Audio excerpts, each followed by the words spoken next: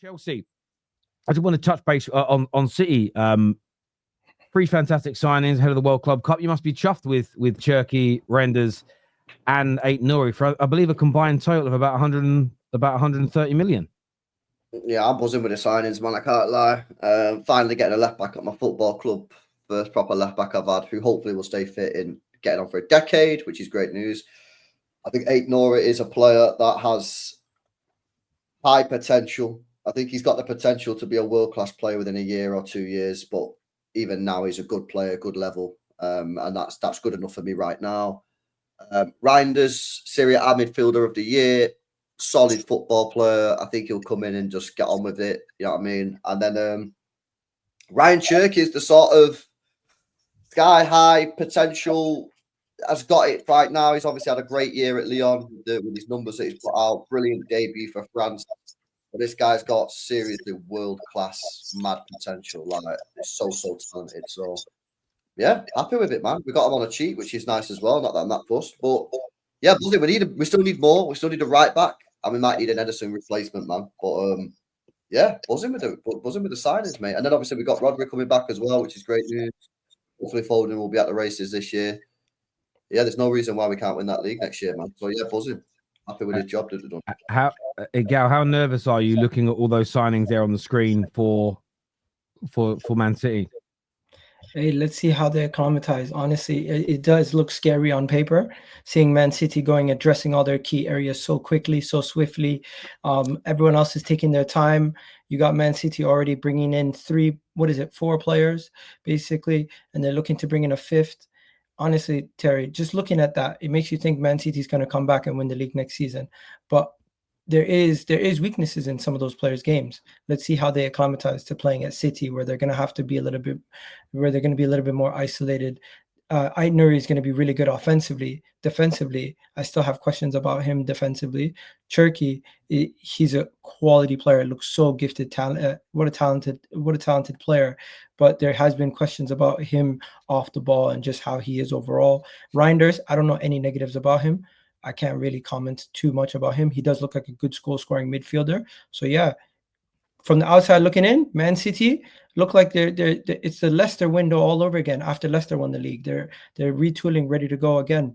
And as somebody who had an opportunity to win the league the last couple of years and didn't, I am kind of kicking myself looking at this and saying, hey, we need to start getting our act together. Man City is really having a dangerous window on our hands. And look at that. How much money did you guys spend over the last year now since you last won the league? And you just don't stop. You keep going. That's what I call ambition. Fair play to Man City. We spent, I think, 250 or 260 we spent, I think, since January. Including January, how much total? 400? No, we spent 175 plus, what did we spend this? So, yeah, 260, something like that. 250, yeah. 260.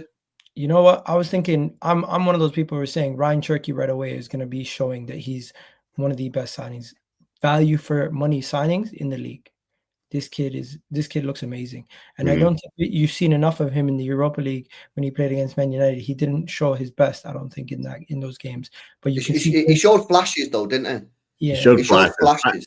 I just so the one thing about Cherki, and I'm not trying to diminish this kid at all. I do think we've entered a realm of severe overrating when it comes to Twitter and football people. I think for the price, amazing, great for City. I'm annoyed at that. I am very annoyed. He should not have gone for that price. But clearly there was a 1 year left on his contract. There was a gentleman's agreement, and they stuck to it, which is always good to see clubs do, to be fair. And also Lyon's in financial trouble, so they weren't going to fight too hard. My only beef with the Cherki stuff right now is like, and I brought this up with my boy Staffy and a few others, just seeing like people on Twitter, he's got more ability than Mbappe. He's going to be a way better signing than Wirtz and such. And I'm like, let's let him land first, because I think he does have some deficiencies that will show out in the Premier League. I do think he will get ran past a couple. I think when you start comparing him to players, and I don't like doing this because I think it's unfair, but players like Wirtz who have done it, won it under big lights, it's not fair yet. I think when you compare him to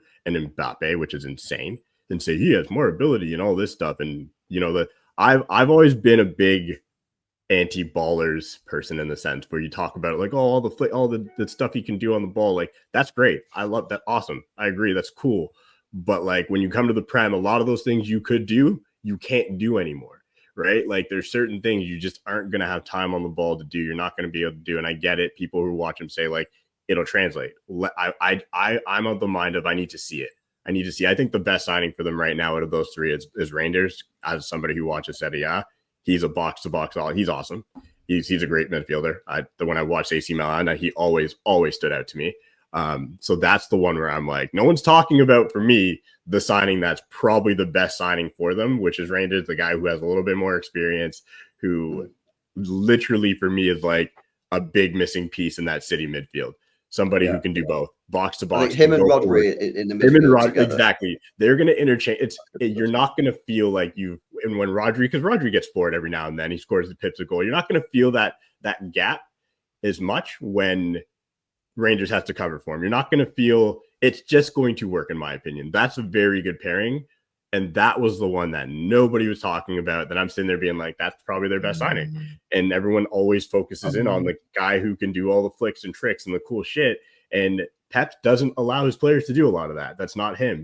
And I'm not saying Pep's going to ruin him, because I don't agree with that statement either. I think that's dumb when people say Pep ruins players. I think he's going to fit in, and I do think he's going to lose some of the stuff that everybody thinks he's amazing at. And the Nori signing allows Guardiola to go back to, in my opinion, his best position, which you brought him in, and correct me if I'm wrong, LB, he's a center back, right? Like when he was bought, he was a center back, and then he was put at left back because he was your best option there.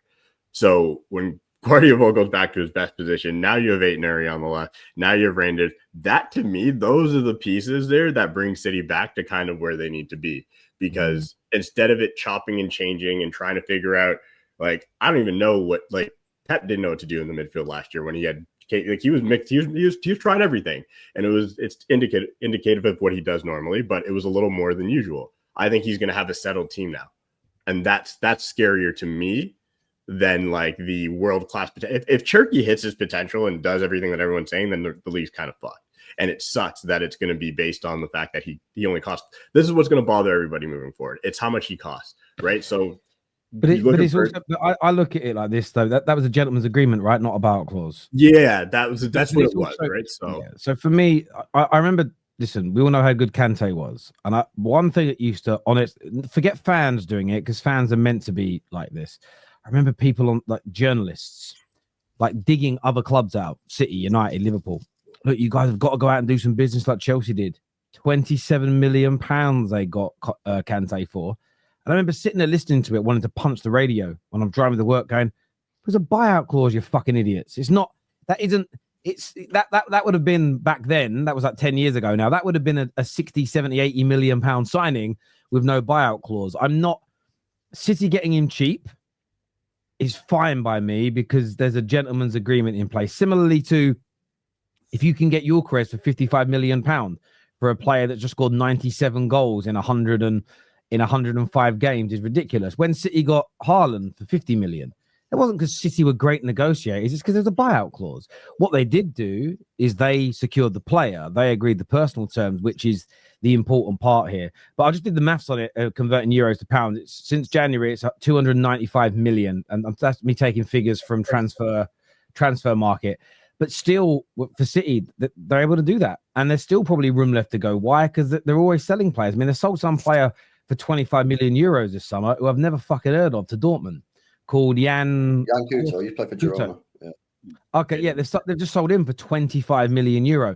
So they raised money. Last year they made 140 million in sales. The year before that, 138. The year before that, 100. And the prize money.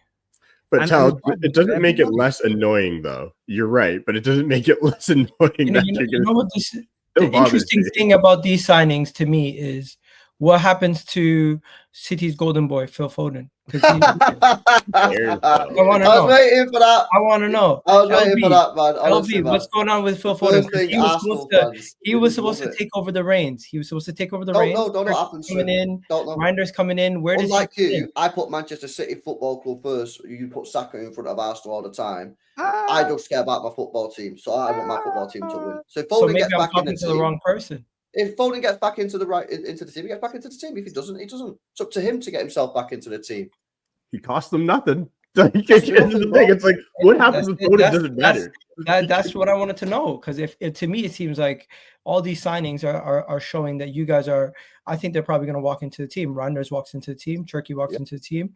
Where do you see Foden playing? I see him playing probably off the right. Probably. Okay. But he's got to get himself back up to it, man, because last year he was poor. Yeah, I'm going to put this on the screen in a second, but I saw this earlier on today about how they're going to solve the Phil Foden problem. And put this on the screen. This includes all the potential new signings of Livramento and Costa in goal and stuff like that. And that's a scary bit as well for City going into next season. That there is no. I mean, let me show you. It's not even a dig. It's one of the honestly, it's one of the best things I've ever seen. It's very, very good. Just wait for it to load and then stick it on the screen. But yeah, there's still more players to come at City as well. That's the sobering factor. There's more players to come. But that was a solution. What do you guys make of that formation? What are they doing? Isn't there an extra player on the pitch? Yeah. Some City fan posted this game. This is how we could play next year to fit everybody in. And I don't know whether he's joking or he's being serious. But I was looking at it and I was like, that hurt my eyes. That's funny. I kept on looking at it and I couldn't work out what the problem was. I think drop Doku out of that team, and that's a good team. Then I'm like, wait a second. There's too many players. There's too many players on that team. Drop Doku out of that, and that'll be the team for me. See, what you could do with that team is you could have like 2 10s and 3 10s if you like. Yeah. Some that split. Your fullbacks there will create your width in that team. I think that'd be brilliant. Mamouche, Cherky, Foden centrally, Reinders and Rodri behind them. Nuri and Livramento bombing down those wings. Oh, it's sickening. It's sickening.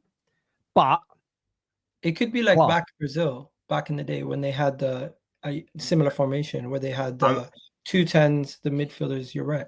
I'm not gonna lie though. I'm of the mind of, and I hate saying this, but like, we need somebody to win the league other than Liverpool next year for me. So I'm cool. Like, it's not going to be us, and I just can't deal with the Liverpool back-to-back. So City, figure it out, because like it's not going to be Arsenal. It's not going to be Arsenal. You know, I made the mistake last year. I backed Arsenal for the last 2 years. Heavy.